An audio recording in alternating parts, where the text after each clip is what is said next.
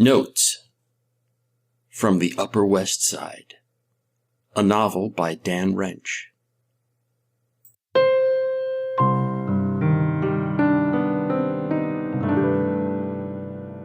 Chapter 29, My Ride with Big Butt.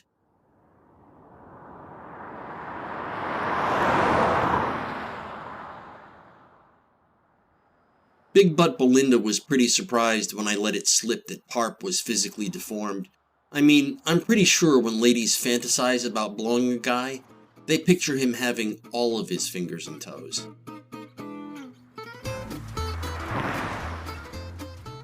I felt sorry for the sloth. No fooling.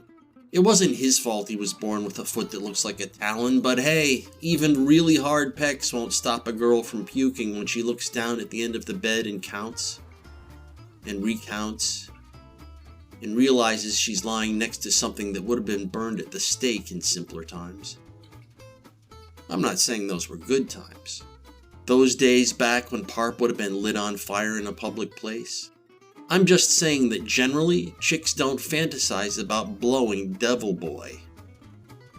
There are freakish exceptions to that rule. My wife, for example.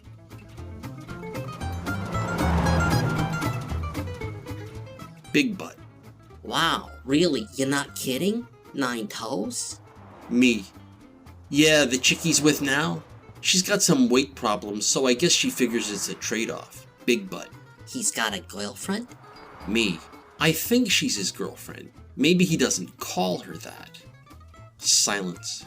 She looked out the window at the funeral homes whizzing past.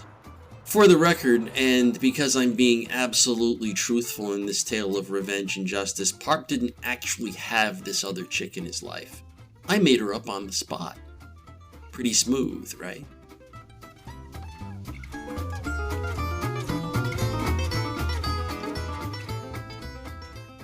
Don't be acting all shocked. If you know anything about me by now, if I've gone out of my way to tell you anything about me, it's that I need to be Lord of all tale. Cock blocking is more than just a reflex with me, and slightly less than a raison d'etre. That's why I'm in therapy. I'm trying to deal with it. I'm trying to be a better person, and usually I am. But see, Parp sent me out on this errand when he knew all I wanted was my Cammy, and she didn't show up. So now he thought he could make me into his gopher, and besides, I had to talk about something on the ride back from Long Island, didn't I? He looks like Iggy Pop. She giggled. I wasn't ready to change the subject. Maybe, I cackled. I bet Iggy has 10 toes, though. She kind of shut up after that and stared out the window some more. I could smell her. She had this scent of almond mint coming off her, probably off her hair. Almond mint, just like Junior's ex-hooker gal pal, Sue Gasparino. It was right about then that I started to wonder whether Big Butt Belinda was game for a roadside fuck. Swear to God, it started out as an innocent speculation, a rumination on the evidence at hand. In the first place, I knew she posed naked on the internet. In the second place, I knew she was wearing jeans so low cut I could practically see snatch cleavage. So how could I not wonder if she was just waiting for an invitation to pull over and slam for a while? What if she was telegraphing it to me so hard she was vibrating and I was just too damn dopey to pick it up? What if she's sitting there thinking, what the fuck is he waiting for? And then the old dark suspicion set in, the ancient male suspicion, primordial even. Back in the ooze, male lizards suspected they might be banging a lot more female lizard ass if only they spoke up more and weren't so afraid of getting shot down. Like I said, that suspicion that goes back so far it's branded on our DNA, I felt it creeping up on me. So the next thing I knew, I was opening my mouth and shit was flying out. Parp tells me he found you on the internet one night while he was browsing for porn, I said. Says your ass is fan-tab. I gig-cackled. He said what? Fan-tabulous. He didn't use that word though, that's pretty much my word. She got really flustered, which I was completely unprepared for. She started to talk a few times, but cut herself off before she could get out more than an or a shh, or some other sound that wasn't a whole word. I gig-cackled to try and make it seem like I was harmless, like I couldn't have meant I'd like to see her ass up close and bent over. What are you laughing at? She finally asked. Well, what? Well, I hope you liked my ass. Hey, it isn't me, Bindi, I pled. I don't think about your ass, it's Parp. He just told me about it. Oh, right.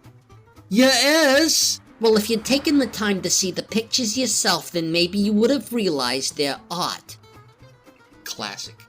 Looking at her big naked butt makes me an asshole. On the other hand, not looking at her big naked butt makes me an asshole. Meanwhile, she's missing the entire obvious point that Parp is the asshole for going around telling people her ass is sweet, so check it out.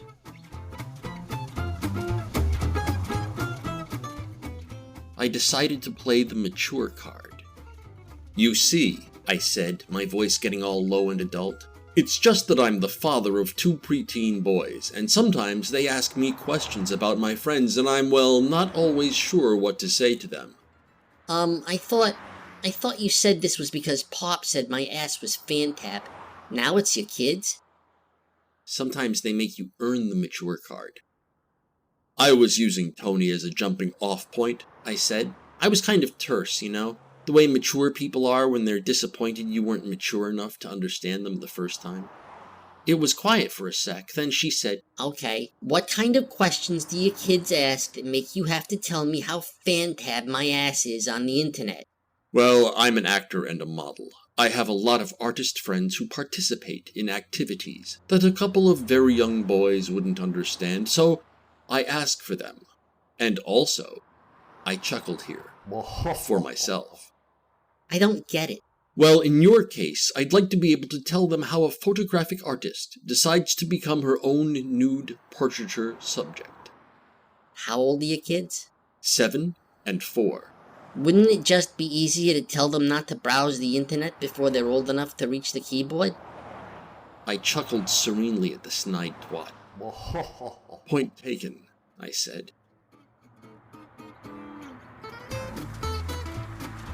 That just sort of hung there in the air for a few seconds. She cleared her throat. I was sure she was going to tell me I was full of horse shit, but instead she said, So, what are your kids' names? And we got onto a conversation about the fam. I thought for a few minutes that there might still be some cunt in it for me. I thought maybe the mature card turned her on. It says I'm stable. Sophisticated even. Maybe she and Cammy talked about me last night on their ride back to Long Island. Maybe they both have fantasies about doing married men. But no such luck. We fam talked for a while, and then suddenly the subject shifted to her childhood in Nassau County and how she wanted to be a photographer since she was 8 and her uncle Jeffrey gave her an old Polaroid. Then we had to talk about her cool boyfriend and how they lived together in the little house with the pit bull, and how the pit bull stares at them every morning while the cool boyfriend eats her out. That's right. I can't bring up the subject of her ass because that might signify I have one of those disgusting male libidos. But she can blithely mention she comes in her boyfriend's face every morning. Ladies, if this game had rules, there would be flags all over the field. Oh, and get this, she's a libertarian like Parp. Cool, I said, so you're in favor of legalizing marijuana? Yeppers. Me too, but I'm just a lowly Democrat. Democrat, huh? So that means you think the poor should be protected from the marijuana agribusiness, right? Huh? If marijuana is legalized, right, then you'll have a whole bunch of growers and sellers out there, and each of them is gonna want you to buy their marijuana. Think they should just be allowed to do that? You know, put profits before people? Well, I think they should be strictly regulated, of course. Of course you do, she said. Oh, my friends, her contempt for my reasonable views just oozed. And the FDA should have to approve all the weed before anyone gets to smoke it first, right? Huh, I said. Interesting. Ha! You know, I remember once in Syracuse we were scoring a bag. I thought the reminiscence would throw her off the scent, and it did, thank God. We talked about pot and pot smoking and how Parp and Viter used to just sit there and never smoke it, just pass it to the next person, sober as wet clams while everyone else giggled. She was curious about Parp and Viter and Whispers and how they all got together and what their stories were. I told her Whispers was married to Monty McDade, and then I had to tell her who Monty McDade was. You remember 1981? I asked. I actually wasn't born in 1981. Oh, well, but you know the song, Not on the Hood of My Car, right? Maybe. Well, she wrote that, and it was recorded by her group Blinks, which was pretty hot back then. They used it in the soundtrack to the movie Surviving Chappaqua High. Oh, I saw that movie. What was the name of the song? Not on the Hood of My Car. Pause. I saw her arm lurch as it started to reach for the non-existent radio, then aborted. I can't believe you never heard of Monty McDade. Sorry, She said. Then she kind of giggled a scoffing giggle. I'll take your word for it. So cool, Bobby's married to a rock star. What about Tony and George Vita? How did they hook up? So I told her how Parp and me and Viter went to school together. How when Parp and Viter got out, they did a summer at a resort doing a mind-reading act. Parp was the mind reader, Viter worked the audience. Then later they came to New York and Parp started up a theater company and Viter did comedy. That's where Viter met Bobby Whispers in the comedy clubs. Whispers was a member of a 4-man comedy troupe called Max Yucks. He wasn't that great a performer, but Viter liked his material, so Whispers ended up writing for Viter after Max Yucks split up over who got to fuck their one groupie.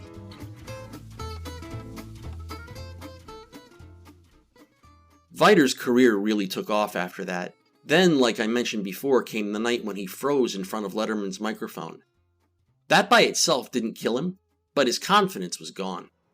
He couldn't get a laugh. Other comics would sit at the bar watching him and wincing while he choked. While Viter was on the upswing, Whispers was living large. New apartment, rock star girlfriend, leather blazer for every day of the week. So when Viter's career exploded, Whispers was kind of caught holding a scotch and looking stupid. He might have tried some stand-up himself, but right around then his old man died and left him the tobacco shop on 6th Avenue. Suddenly his day job was making sure pork chops in suits got fresh fat cigars.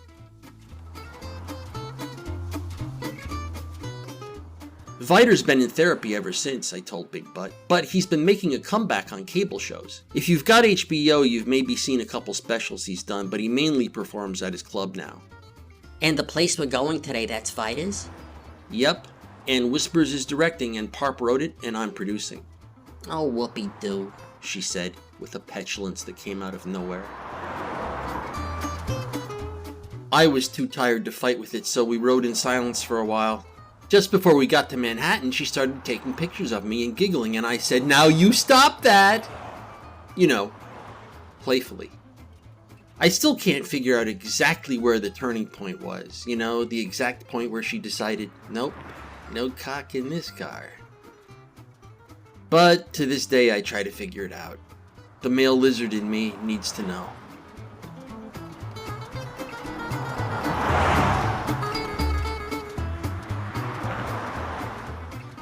Notes from the Upper West Side is a work of fiction. The people depicted in this work do not exist. Notes from the Upper West Side, copyright 2013 to 2016 by Dan Wrench.